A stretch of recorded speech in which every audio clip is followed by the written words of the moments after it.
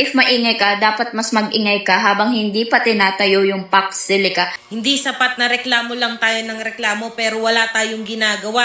Sign the petition today. Ang ginagawa po kasi ng BCDA is dumidiretso siya sa mga farmers, inikayat na ipabayad na lang yung lote nila o yung lupa nila. Dahil pag hindi, aray. Parang ninakaw yung kayamanan nun. Aray! Aray ko po!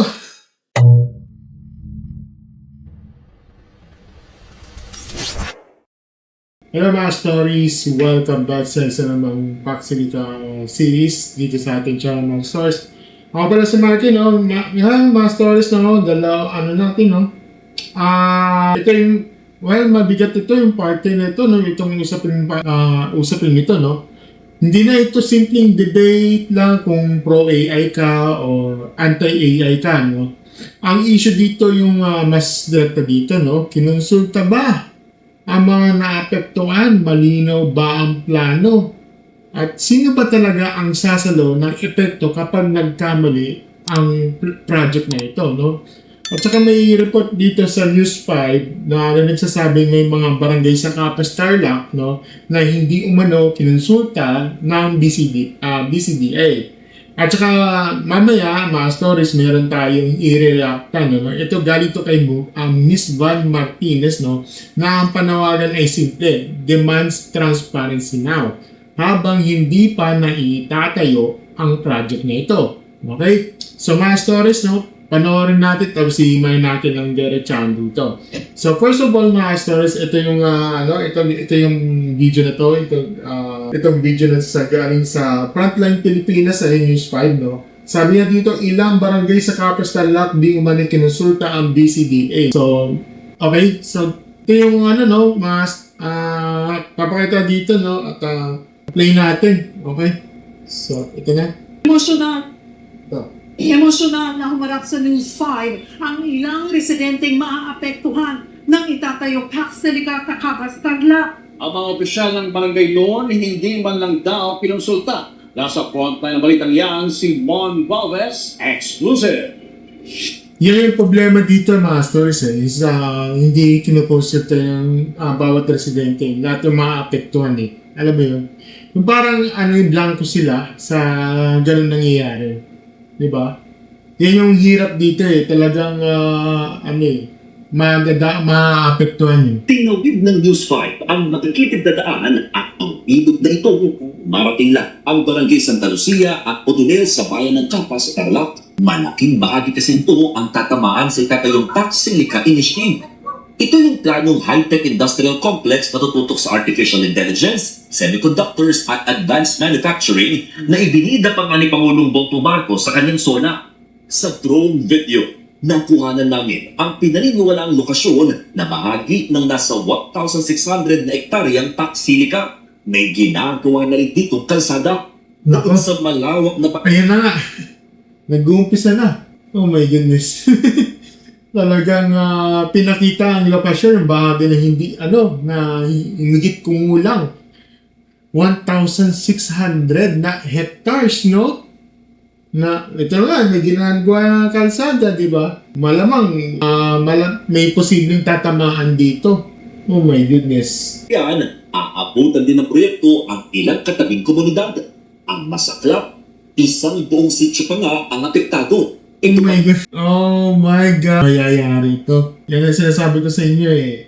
Mayayari ito. Ang itinuturing na pinakaunang recorded IT community sa Capas. Aabot sa halos 300 pamilya ang nakatira dito sa Sitio Binyayan. Ang problema, lahat ng mga bahay at strukturang nakatira dito ay maapektuhan at posibleng mawala dahil sa itatayong sa madadamay ang magsasakang si Jeffrey. Literal na magiging hanggang tingin na lamang daw siya. Oras na makuha ang kanilang bahay at 3 hektaryang sakahan. Ito pa naman niya kinukuha ang pagpapaaral sa 5 anak.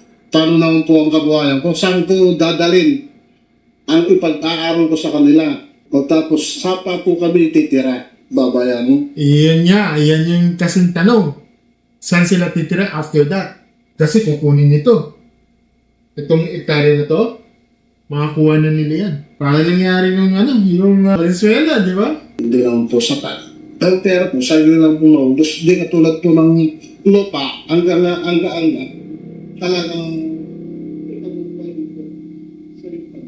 Kahit ang mag-inang sina Lani at Catherine, problemado. Sakaling lumipat daw kasi sila sa ibang kalapit na barangay, paniguradong apektado pa rin na itatayong paksilika. Kaya sabihin natin yan, halimbawa, yung kalapitan doon, apektado rin eh. Okay?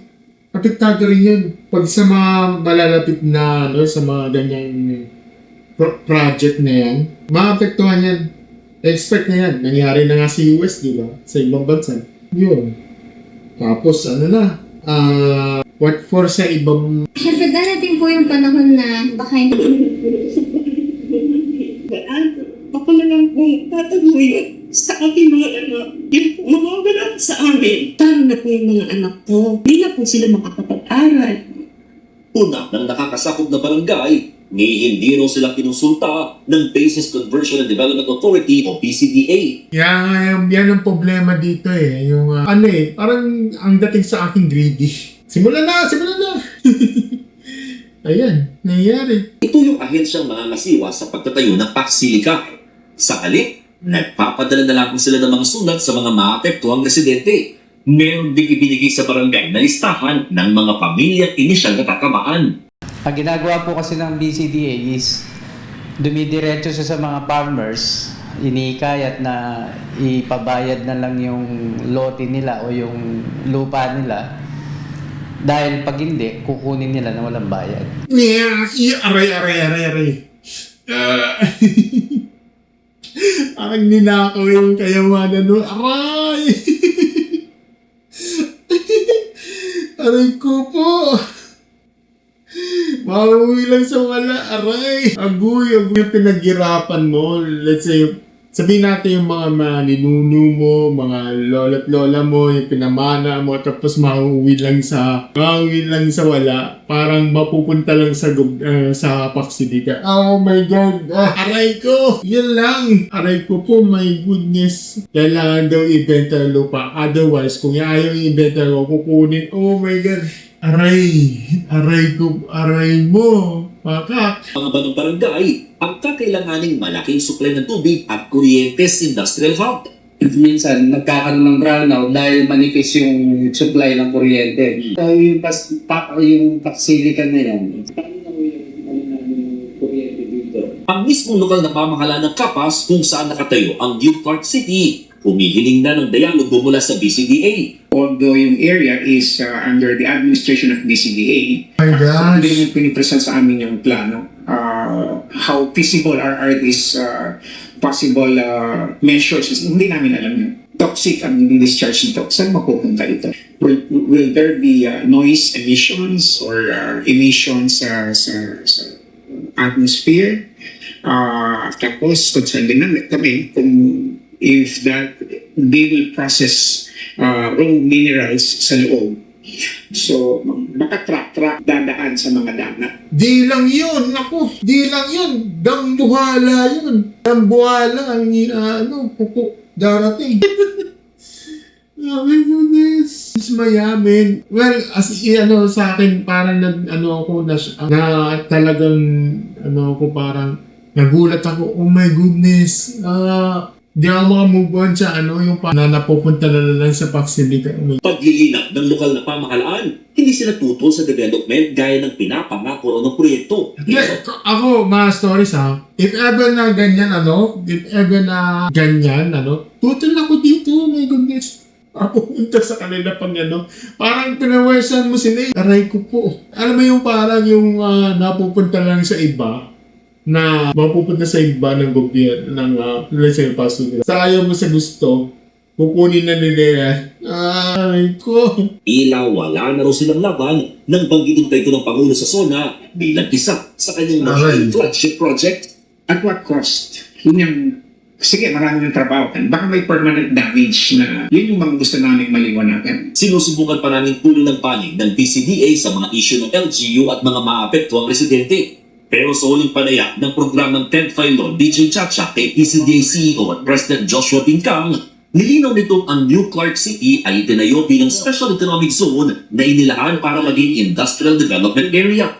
Ito po ay public property na po. Patikulo po ito under BCDA. So, title ka po ito as public land.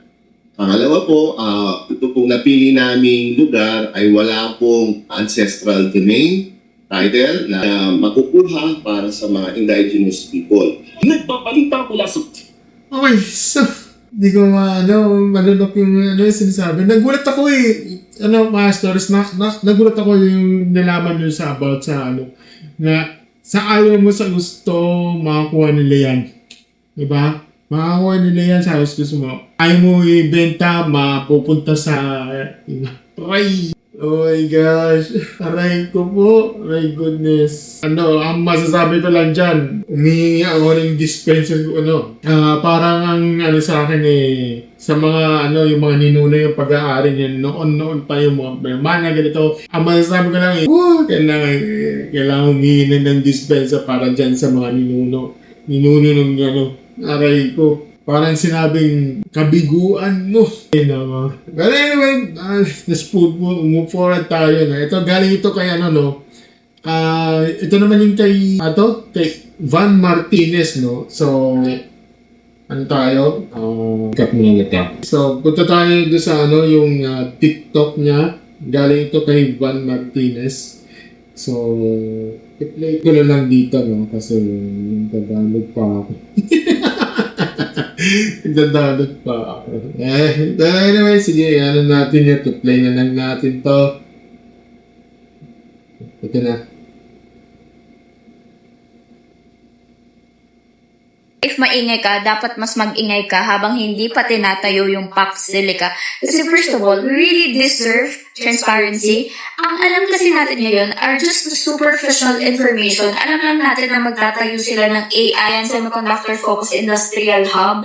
And itatayo ito sa Clark. I'm not really sure sa Luzon. And they also shared with us kung gano'ng kalawak yung area na pagtatayuan, which is 1,600 hectares, equivalent to 4,000 acres. Kung hindi mo na-picture out kung gano'ng kalawak ito, ate, imagine BGC, 8 times mo ng 6 or 7. 6 to 7 BGCs put together.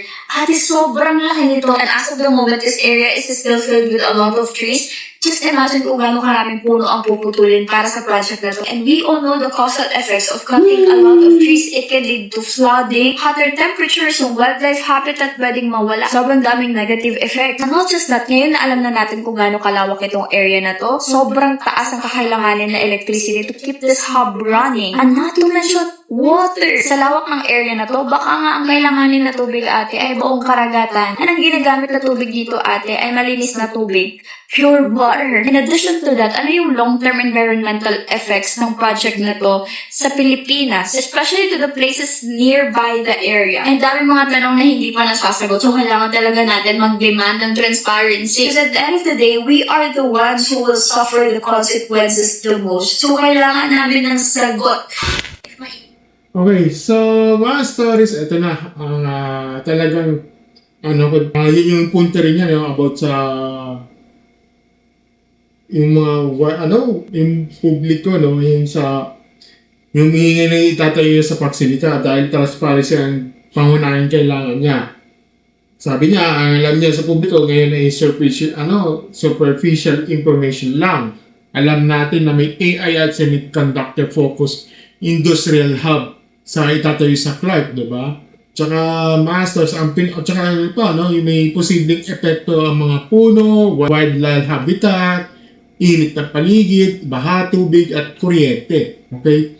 Ang sentro ng kanyang pahayag, masyadong maraming tanong at hindi pa nasasagot. Kaya ang karapatan ng publiko na humingi ng sagot ngayon pa lang. Anong date na ngayon?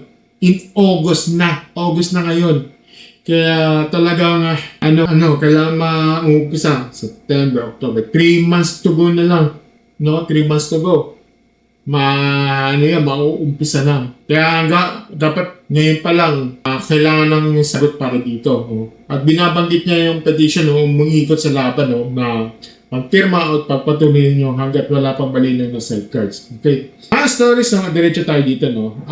Unang-una, kung totoo na walang maayos ang konsultasyon, ito isablay na agad ito. Ito ang pinaka-basic dito. Hindi mo pwedeng tawagin na world-class, future-ready, o flagship project ng ang isang development kung ang mga taong direktang tatamaan ay nahuhuli sa impormasyon, binabaliwala sa proseso. Kahit gaano kaka-high-tech ang project na ito, kapag ang pinakaunang galaw mo ay kulang sa consultation o konsultasyon, may diferensya na agad ito sa legitimacy. Hindi official ng consultation, hindi yan bonus round, o hindi yan pwedeng mamaya na natin ipaliwanag ito later or something, no? Kapag may community o komunidad, no, may sakal, may mga pamilyang mawawala ng tahanan o kabuhayan, no, obligasyon na may proyekto na maaga, malinaw at dokumentado ang pakikipag-usap. At kung ang perception sa ground ay parang iuna sa acquisition, no, kaysa explanation, no, natural lang na magdududa ang mga tao. Pangalawa, ito yung public land ang titulo pero hindi ibig sabihin no issue na. Okay? Ito ang isang mahalagang dapat linawin dito. Ayan, according to sa BCDA, no, public property daw ang lupa at wala raw ancestral domain title ang napiling lugar. Yes, sige. Fine. Okay. Kung yan ang legal status ng sa papel niya, kailangan niyang pakinggan.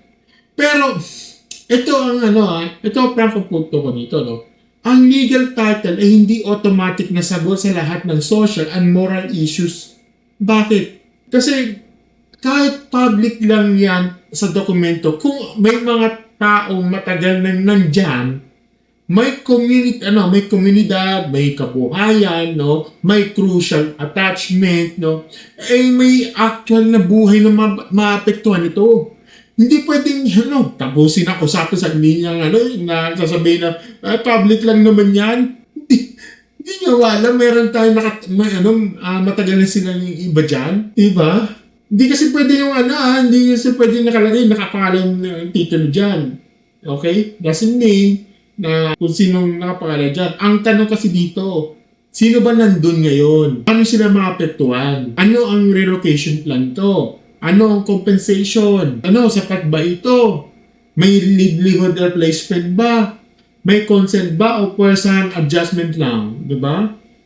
Diyan magiging seryoso usapan dito mga stories, diba? Ikatlo, ito yung ang issue dito, no, yung tunay na issue, yung governance, no. Hindi kasi hindi sa technology. Okay? Sa dami ng usapan tungkol sa AI, semiconductors, and data centers, no, may mga tao pa rin nalilihis, okay? Ang akala nila ang debate ay hindi kung pabor ka sa technology o hindi. Hindi kasi masyadong mababaw yan eh. Ang totoo issue kasi dito ay governance. Paano ba pinaplano ang project? Paano ba kinukonsult yung tao? Paano i-evaluate ang impact? Ipinapaliwanag ang benepisyo at ang kapalit para doon? Paano sinisiguro na hindi ordinaryong Pilipino ang magbabayad sa resource strain habang ang major gains ay sa malalaking investor? Yan ang totoong laban. Kung maayos ang governance, mas madali ang public trust. Kung sablay ang proseso, kahit maganda pa sa PowerPoint, no, sa mga PowerPoint presentation sa project, dudumi talaga ang tingin ng tao. Ika-apat, tama yung panawagan sa transparency, no? Dito ako sang-ayon sa video ni si Miss Van Martinez. Sa lawak ng project, hindi sapat ang press release, buzzwords, at saka broad promises. Kailangan ng publiko ng malinaw ng sagot sa mga tanong na ito. Ilang pamilya ang direktang maapektuhan? Ilang bagay na sakop o tatamaan? Ano ang kabuuang land use plan? Ang punto ang mawawala at ano ang kapalit? Saan kukunin yung tubig? Gaano kalaki ang power demand? May sarili bang generation capacity?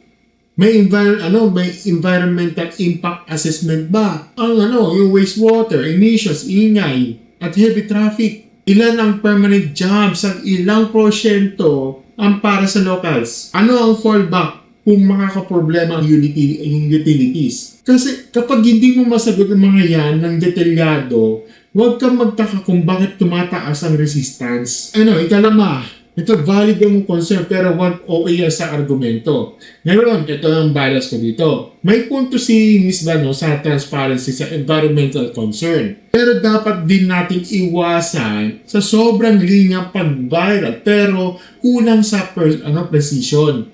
Halimbawa, kapag sinabi mo baka ang kailangan ng tubig ng parehong buong karagatan na. Guess ko na yung hyperbolic niya, yun eh. Pero sa seryosong debate, mas maganda pa rin yung hard numbers eh. Kaysa sa dramatic lines, di ba? At saka, kasi ang danger dito, delikado dito, yung sobrang rhetoric eh. Binigyan mo ng dahilan sa kabilang panig para i-dismiss ang buong concern bilang pananakot lang. Gusto ko rin dito, hindi lang maingay dito, okay? Kasi ang gusto natin kasi ito, mga stories, malakas ang punto dahil malinaw ang facts. Ika-amin, compensation is not a same as justice. Ito ay isa sa pinakamatinding linya sa report, no? At tama yun. Nagsasabi ng mga pera na uubos, pero yung ang lupa ay tuloy-tuloy na kabuhayan. Yun ang realidad na madalas hindi naintindihan sa malalaking proyekto. Sa papel, pwedeng sabihin na babayaran naman, may relocation naman, may package naman, okay. Pero sa totoong buhay, masters, ang tanong kasi dito ay magkano? Hanggang kailan tatagal? Saan sila lilipat? May trabaho ba doon? May access ba sa eskwela, hospital, transport? Mapapalitan ba talaga ang nawalang kabuhayan? Kasi if ever hindi sa isa sa mga yan, then technically nabayaran mo. Pero hindi mo tunay na ibabalik ang nawala. Okay? Ikapito, ito yung Airbnb sideline lang ang usapan dito, ha? Kung tama yung report na pati lokal ang pamahala ay hinihingi pa ng mas malinaw na detalya, na dialogo. Malaking red flag yan, ha? Kasi dahil kahit specific economic zone pa yan, okay, ang environmental burden, traffic, utilities, at social disruption ay babagsak pa rin sa actual na lugar na actual na tao. Hindi pwedeng parang accessory lang yung LGU sa usapan. Sila ang nasa ground. Sila ang harap sa problema kapag ang kukulangan sa tubig, brownout, road pressure, relocation tensions, o environmental complaints. Kaya kung may mga project na ganyang kalaki, dapat front and center ang local coordination. Hindi yung alter talk niyan. Okay? Ikawalo, yung huwag natin igawing anti-development ang bawat tanong dito, okay? At ito rin ang dapat sabihin ng malinaw. Ang mga tanong na residente, barangay, LGU, hindi automatic na pagiging anti-progress tayo. Hindi kabawasan ng progreso ay humingi ng paliwanag. Hindi atraso ng gustong makita ng plano bago tayo sumang-ayon. Sa totoo lang mga stories, may amat yun ng development dito is ang kanyang sagutin ng matinding tanong. Kapag ng isang proyekto ay tiklop agad ng simpleng demand for transparency, baka hindi pa talaga handa ng proyekto dito. Yun, di ba? Mga stories, direct take dito. Kapag isang project ay sobrang laki, sobrang mahalaga, at sobrang daming posibleng tamaan, hindi sapat ang magtiwala na lang kayo. Kung totoong na may komunidad at barangay na pakiramdam nila ay hindi sila kinonsulta ng maayos, dapat sagutin niya ng BCDA direkta at detalyado. Hindi pwedeng puro vision statement, hindi pwedeng puro flashy branding, hindi pwedeng puro special economics naman kasi yan, ganito, ganyan. Dahil sa dulo mga stories, ang usapan dito hindi lang lupa sa mapa. Usapan ito sa bahay, hanap buhay, tubig, kuryente, kalikasan at tiwala sa publiko. At dito ako malinaw, mga source, dito ako malinaw, hindi ako kontra sa development for your information, pero pabor ako sa development na may accountability. Kung maganda ang Paxilica, patunayan nila sa facts. Kung maayos ang plano, ilabas nila. No? Kung iligtas ng tao sa kalikasan, ipakita nila ang safeguards. No? Kung may displacement, sabihin nila ang buong relocation at livelihood plan. Kung may consultation, ilahad nila kung kailan, paano, at sino ang kinausap. Okay? Kasi kung hindi pa malinaw ang mga yan, hindi ang publiko ang may problema sa paglulugan. Ang problema ay yung kaukulan ng malinaw ng sagot. Simple lang yun. Okay? So, yun lang ang mga source. Ito pa. Okay, may pahabol tayo, no? Ito, galing ito kay, kay Mentor Chanel. Okay, ito na. Hindi sapat na reklamo lang tayo ng reklamo pero wala tayong ginagawa. Sign the petition today. No to Paxilica. Nature na nga lang maganda sa atin dito sa Pilipinas, aalisin pa. Ang laki na nga ng problema natin sa pagkain at sa tubig. Gusto ba nila lalong palalangin? Ilalagay ko yung link nito sa bio ko at sa comment section. Okay, so, okay, master sa diretso tayo dito, no? Una, no, tama siya sa isang bagay, no? Hindi sapat na ang reklamo lang, no? Totoo naman, maraming tao sa social media na galit, maingay, at opinionated, no? Pero kapag tinanong mo kung ano ang konkretong ginawa nila, maliban sa pag-share ng galit, madalas wala. Okay? Don't get me wrong, mga stories, don't get me wrong. Ito ano lang ako. Medyo, magsaside muna ako sa neutral muna ako. Okay? Okay, ano lang ako, neutral lang tayo dito. As a, as a content creator, influencer, kailangan gigit na ako dito. Kasi mga stories, no, kaya, pag tinanong, kapag tinanong mo kung ano yung konkretong ginawa nila na maliban sa pag-share ng galit, medyo madalas wala eh. Kaya valid ang paalala sa mga ni Mentor Shane, no? Kung may issue kang siniseryoso mo, dapat may corresponding action ka rin dito. At ang petition, ang pinaka-basic level at ay isang paraan para ipakita na may organized public concern. No? Hindi man ito automatic na batas o legal victory. May silbi pa rin ito bilang public pressure tool.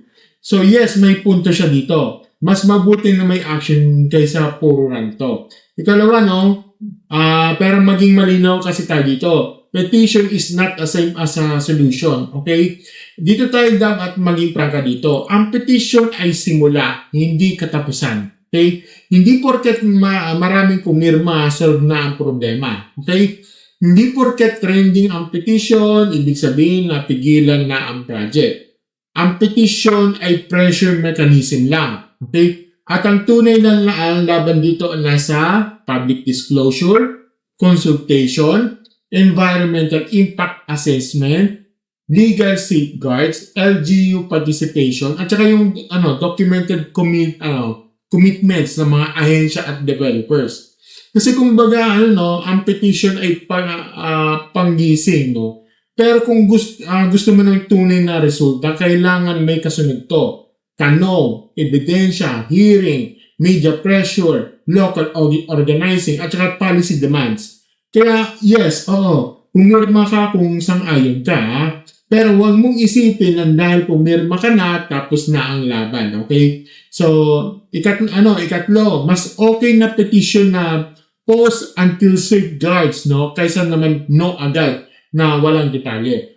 Ito, importante dito mga stories, no? Kung slogan sa video na no to Paxilica, ngayon papakita ko dito mga stories ito, na madaling maintindihan yan dahil maiksi at diretso. Pero sa totoo lang, no, mas matibay ang posisyon ng petition kaysa sa slogan mismo. Bakit?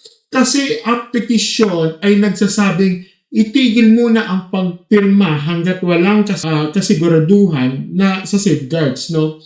Mas mature ang na posisyon yan kaysa sa simple no.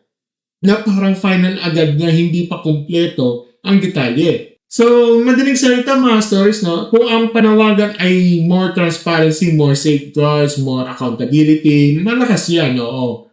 Pero kung ang panawagan ay tutol lang dahil mas madaling butasin yan, di ba? Kung ang ako ang masasabi ng prangka dito, mas maganda sana i-frame ito bilang no to blind approval of Paxilica o no signing without safeguards, no. Mas malinaw, mas dependable at mas seryoso nito. Okay? Ika-apat, valid yung concern ng nature, pagkain at tubig, no? Pero kailangan na mas matibay na paliwanag. Okay? Ang sinasabi ni ito ni Mentor Shin, no, na nature na lang ang maganda sa Pilipinas, aalisin pa. Okay, malaki yung problema sa pagkain at tubig, no? At gusto pa nilang palalakin. Ayan, may mga laman yan, pero kailangan natin patibayin. Okay? Kasi kung gusto mong seryosohin ka sa publiko, media, at policy makers, no? Hindi sapat ang pangkalahatang linya. Kailangan mas detalyado kasi dito. Aling bahagi ng kalikasan ng direktang maapektuhan? Ilang agricultural areas ang tatamaan? Pero paano ito makakapekto ng local food production? Saan manggagaling yung tubig? Ilan ang tansyang gagamitin ng tubig kada araw o kada buwan, di ba? May recycling target ba? May consistency lang yan, may contingency kapag if ever tagtuyot yan o El Nino, di ba? Kasi kapag nabaton mo na ang mga tanong na yan, mas magiging mataas ang pagtutol. Kapag slogan lang, malakas ang TikTok pero mahina ang policy discussion. Okay? Panglima, kung gusto mong lumabas ng kumpanya, dapat specific ang demands. Okay? Ito ang kulang sa maraming online mo. Hindi pwedeng no to Paxilica lang. Tapos, bahala na ang tao kung paano niya intindihin. Dapat malino ang demands dito, okay? Halimbawa, ito yung dapat hinihingi ng publiko. Full public disclosure ng master plan. Kumpletong environment impact assessment. Water sourcing and recycle plan. Power demand and green impact safety. Impact study, di ba? Impact study. Relocation at compensation framework, di ba? Proof ang concentration sa LGUs, barangays, at saka affected residents, di ba? Independent review ng ecological at social risk. And written safeguards bago anumang final signing, no? Yan ang mas malakas na kampanya, okay? Kasi kapag may nagsabi, bakit kayo tutol? May sasagot kang konkreto, okay? Hindi ka babagsak sa generic fear, okay? At saka ika-anim, yung online awareness is good, no? Pero huwag nating maliitin ang need ng local voices, no? Isa pa to, mga stories, isa pa. Madaling mag-ingay online, no? At kailangan yan. Pero sa ganitong klase ng project, mas dapat pakinggan yung mga residente, mga magsasaka, mga barangay officials, no? Mga local environmental groups, no? Indigenous and cultural communities na may overlap. At saka yung local governments, no? Kasi sila unang sasalo ng epekto kung may displacement, tubig issues, kuryente issues, traffic, o environmental damage, no? Kaya ang petition ay okay, may petition okay, no? Pero hindi dapat maagawan ng boses sa mga direktang apektado. At pinaka-legitimong sentro ng laban ay dapat manggaling sa ground, hindi lang sa viral post, okay? Ito, no? Kung gusto mo kumontra, siguraduhin mong hindi ka lang anti-project dito, okay? Dapat pro-accountability ka pa rin dito. At isa sa pinakamahalaga dito, no? Maraming tao ang madaling maging anti, okay? Pero mas mahalagang malinaw ka kung ano ang gusto mong mangyari. Okay? Hindi sapat yung sabihin, ayoko nito, balikan nito. No for this. Diba? Ang tanong kasi dito is, ano ang minimum conditions para masabing ligtas ito? Kung hindi ito ligtas, ano ang dapat baguhin? Sino dapat managot? Kulang ang proseso. Kung Ano ang exact standard na hinihingi mo? Kapag malinaw yan, hindi ka lang basta galit nagiging credible ka. Okay? So mga stories, ito yung diretsyon ko dito. Tama si Mentor Schengen na hindi sapat ng reklamo lang.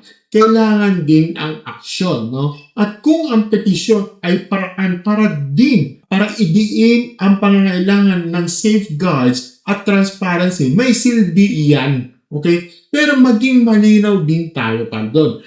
Ang petisyon ay hindi kapalit ng malalim na pagsusuri. Okay? Hindi ito kapalit ng consultation, hindi ito kapalit ng environmental review, hindi ito kapalit ng malinaw na plano sa tubig, kuryente, relocation, at local impact, di ba?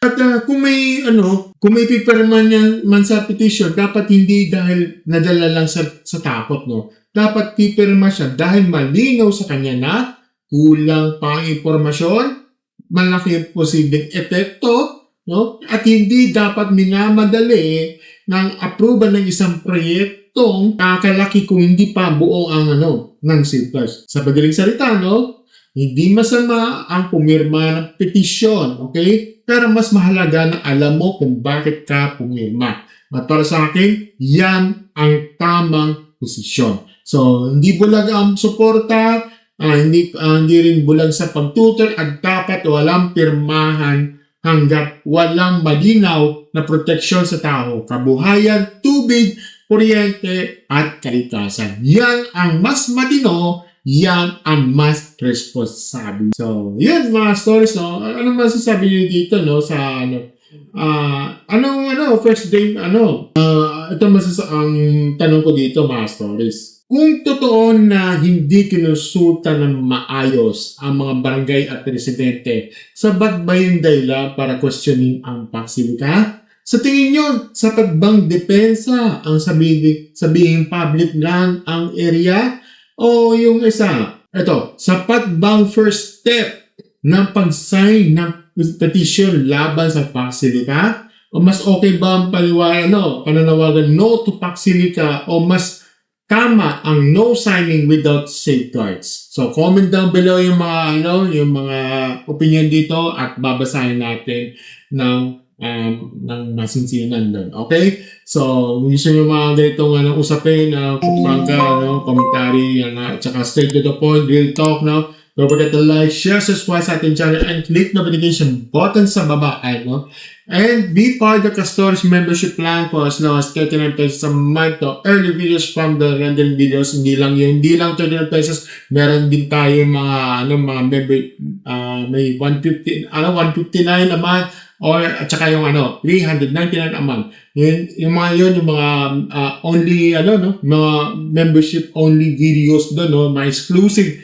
videos doon. So papanood din yung mga exclusive videos doon. So yun mga stories. Yun lang, as always mga stories. Thank you and have a good neighbor stories. Bye.